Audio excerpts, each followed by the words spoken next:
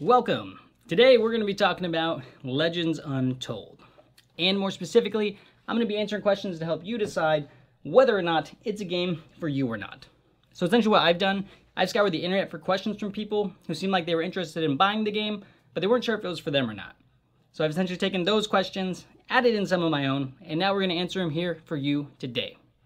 So I should mention before we get going, I did receive a review copy of this from the publisher. That being said, all opinions are my own because I have an ethical compass that cannot be swayed. So if you enjoy content like that, please consider subscribing to the channel. Please. Don't make me beg. Okay, all that out of the way, let's dive in. So question number one, what is it? So Legends Untold at its core is replicating the feel of a tabletop RPG, but it's giving you all the tools that you need to enjoy that, all within this little box right here. So by that, what I mean is you're not going to need to get any pencils or print out any sheets of paper and create characters by pen and paper and keep track of all these things throughout your journey. Everything that you need is going to be in the form of cards already within the box. So the story is that your people, the Sacks, they've been driven out of their lands by these powerful elves known as the Newcomers. So on the run, your people have decided that they want to seek refuge in the great city of Dunmortheim. Although the path there is not a direct one because you can't just walk into the gates. So the good majority of your people are going to go to the Weeping Caves. They're going to do that to try and seek a brief respite from your pursuers, whereas a smaller band of heroes, and this is low fantasy, so you're going to be playing as like everyday people. Laborers, performers, clergymen, things like that. So a smaller group of these people are going to go to the Great Sewers, which is the set that we have here. And when they go to the sewers, they're going to try to draw your pursuers into the sewers away from those going to the caves. So you can experience the story in one of two ways. You can either experience it as an 8-episode cinematic campaign, or you can do it as a one-shot scenario. And there's 8 unique one-shot scenarios in this game. But either way that you choose to experience it, everything that you need to get going is going to be on a specific scenario card. So everything that you need to set up the game, to get everything ready, is going to be there. But more importantly, what you're going to see on that scenario card is going to be a goal. And that goal, that is what you're going to need to achieve to win that specific scenario. So essentially what you're going to do is you're going to start at a location, and pretty much your group of heroes are going to be traveling through different locations to achieve that specific goal. If you achieve the specific goal, you win. And along the way, while you're doing that, you are going to roll a ton of dice. I mean, by golly, you will be rolling dice. So if you're not in the mood for dice rolling, you probably don't want to play this. But the neat thing, though, is all these dice that you're rolling, you're using those to go against all these challenges that you're going to come against. And it's really neat because the game's very thematic, but you might be going against obstacles or barriers or foes or different discoveries, or you might be rolling to kind of see how alert your party's going to be going into a new location. You're going to roll dice to see how successful you are at each of these things. And what's neat is all of your characters, they have different weapon and kind of like innate talents to themselves. So you can use these talents at the appropriate times to modify the dice rolls in your favor. And that's also the really neat thing about this game, because those talents that you have, so those also represent your health. So whenever you take damage in the game, you flip over one of those talents face down, and now you no longer have that talent to use. So that option's pretty much away from you now. But what's really neat, though, is the way you kind of heal back up is at the end of a turn, you can decide whether or not you want to camp or not. And this is what introduces the other neat theme in this game, is the time mechanic. Because when you camp, it's going to take up some time. And not only camping, but other actions that you do or challenges that you may come across, they might take up time.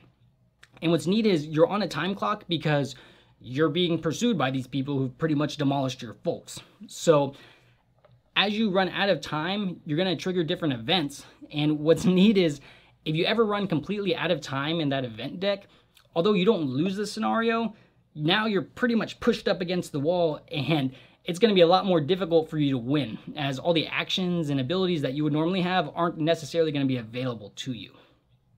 So, in a nutshell, that is how you play Legends Untold.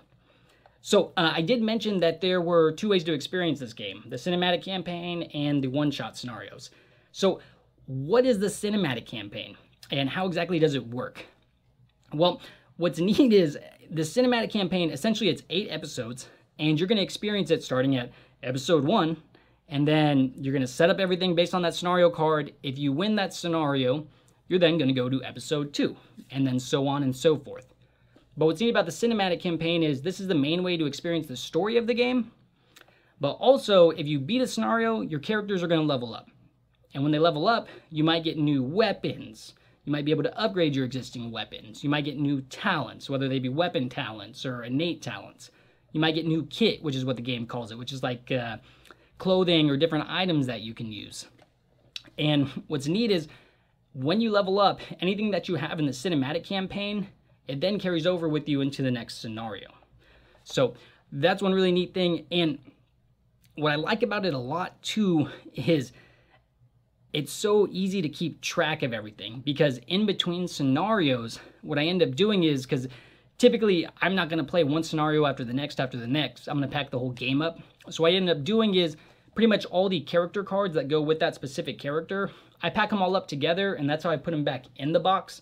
So that's how I can kind of keep track of, okay, well, the laborer has all of these weapons and talents because I packed it up like that. So when I take it apart, when I open the game back up and take it apart, I'm going to have everything with the laborer, and it's going to be pretty quick and easy to set up. So that's how the campaign works.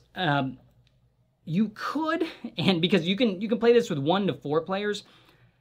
If you're playing with multiple people, you could have drop in, drop out campaign play. So like if you had 3 people playing the campaign and one person decided to not show up, you could say, okay, yeah, let's keep our journey going. Let's play the next episode, even though our buddy didn't show up.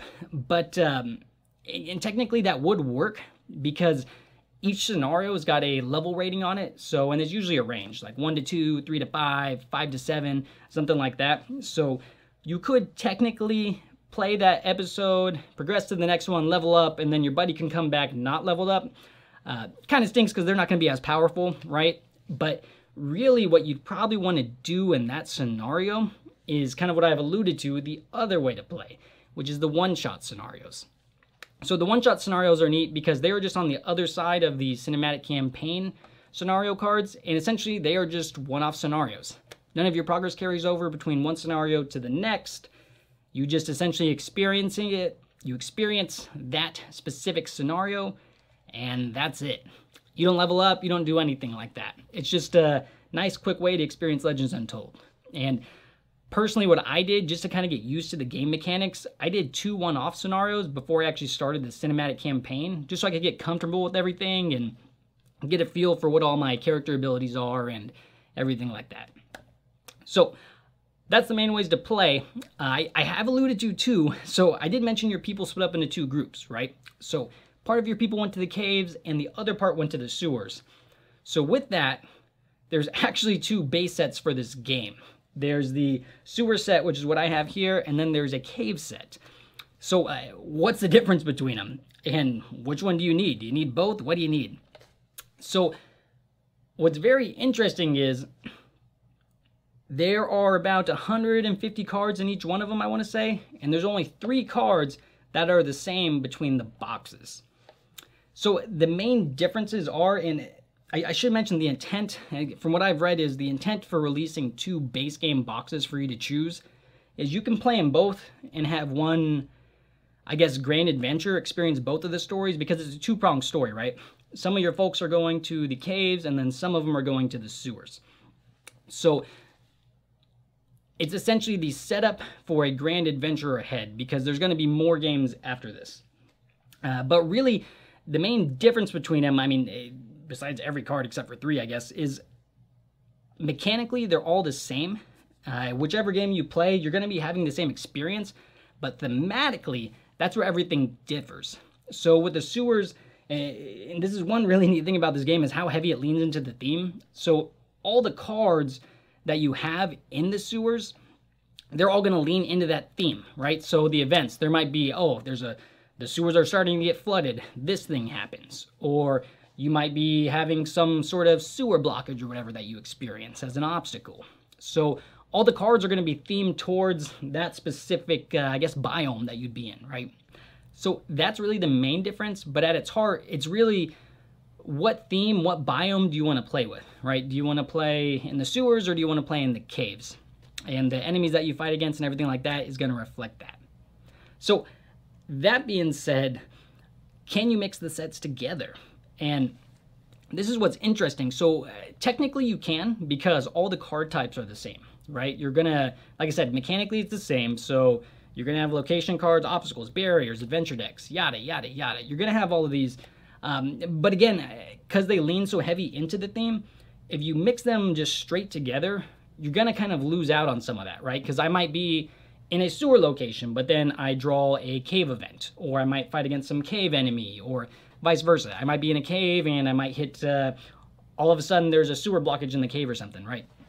So you might lose some of that.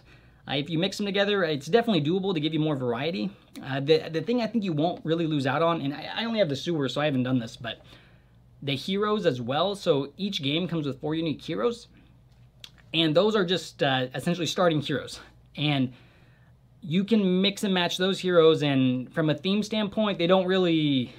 It's not like in the sewers you have sewer-themed heroes, right? Because they're everyday people. So you can mix and match that way and probably not see a loss in theme too much. So, okay, next question. How is the difficulty?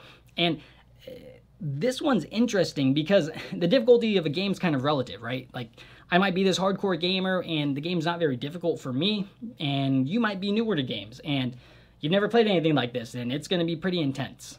But what's neat about the game is they've built it in a way to where you can customize the difficulty however you want.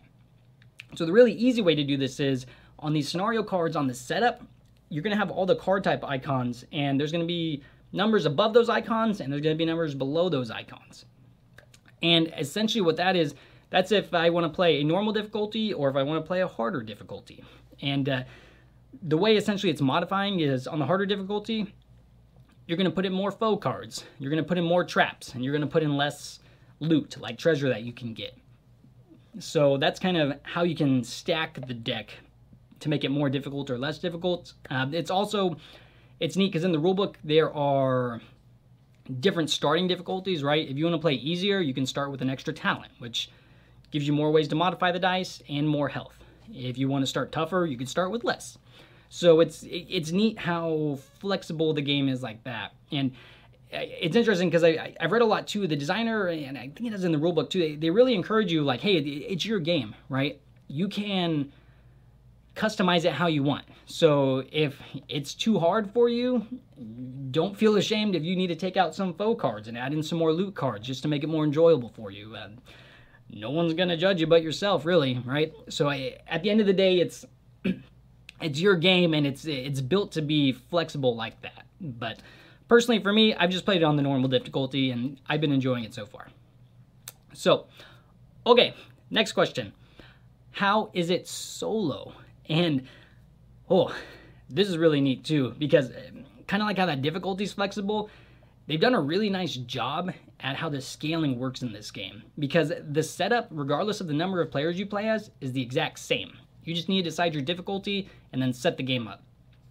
And then as far as the number of players go, if you're playing it solo, you can either lone wolf it, where you play as one adventurer, and the game recommends you to start with, I believe it's just an extra talent just to give you more health because there's only one person. Or you could even do it solo as 2 people, or if you're playing as 2 people and each person controls 1 person, it all works. It's whatever combination you want. I've been playing it as 2 heroes just so I can kind of get that interaction between the 2 of them and kind of spread out my talents more, just to have more diversity. But it's neat because the way it handles multiple players is really all on the enemy cards. So at the bottom of the enemy cards, there's essentially going to be these icons that tells you, okay, if I'm playing with 2 adventurers, this is how many enemies spawn, and they will have this much health. If I'm playing with one adventurer, this is how many enemies spawn, and they have this much health. So it's really neat because that's really the main aspect of scaling. Everything else just stays the same. So as a solo experience, I've been really enjoying it. I haven't felt like it's a game where there's a solo mode, just shoot in, because it really isn't, because it's just how do the enemies scaled based on how many you're playing, and it's been pretty fair that way. So, okay, that's really it. I mean, that's Legends Untold in a nutshell. Kind of got how to play the game and overview of all the different things. So let's talk final thoughts. What did I think of the game? Personally, I really enjoyed it. I really like how this game leans into its theme, and that's just how I am. I love it when the game's mechanics feeds into the theme and it's just not tacked on, and this game does it really well. I've mentioned it earlier, but every card is customized and built to complement the sewer set, and I'm sure the cave set's the same way. So, and it's neat because the rule book, when you go through it for the first time, it kind of helps you get in the mindset of how to read the cards and create a story as you're exploring, right? So like it might say, okay, here's a barrier. It's a locked door. What do you want to do? And you have these options. I can choose the brawn options where I say, you know what? I want to bash right through that door. And then there's a number you can roll. You can see if you're successful or not. Or you can say, actually, you know what? Let me try and lockpick it. Let me use my other stat, which I can't remember what it's called. And you can roll and see if you're successful. But what's really neat is, say I did the brawn option, I rolled, I was unsuccessful. Then it's like, oh man, you really ran into that door really hard and you fell to the ground.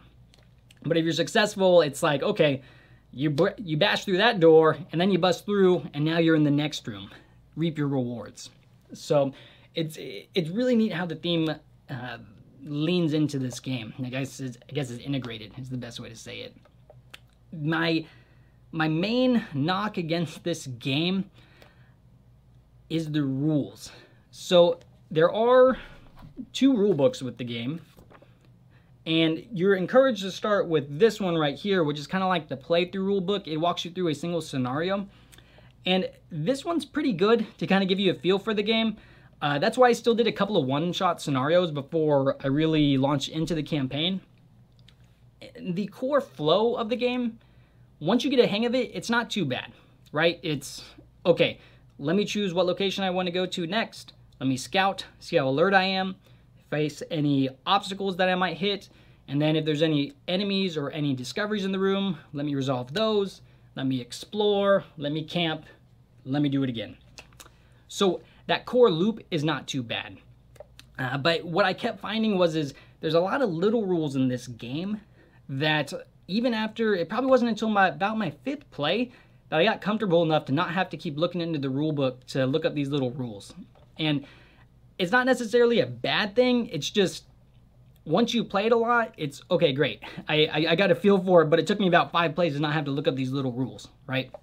I could see it as a game where if I set it down and I come back a few months later, I'm probably going to have to be looking at the rule book a good amount just to get a feel for everything again. But that being said, once you get a feel for it, it's a very fun thematic experience. Again, you got to be in the mood for dice rolling, but the dice rolling's there, how it tells a story, and it plays in about an hour and a half, so it's pretty good for what you're experiencing. So, anyways, that's all I have for today. Hope the video helped you decide whether or not you want to buy this game or not. If you're interested in more Legends Untold, I have a time-lapse overview of the game where I give you a quick overview of the game in time-lapse form. So check that out if you're interested. But other than that, that's all I have. Hope you enjoyed the video. Until next time, so long, farewell.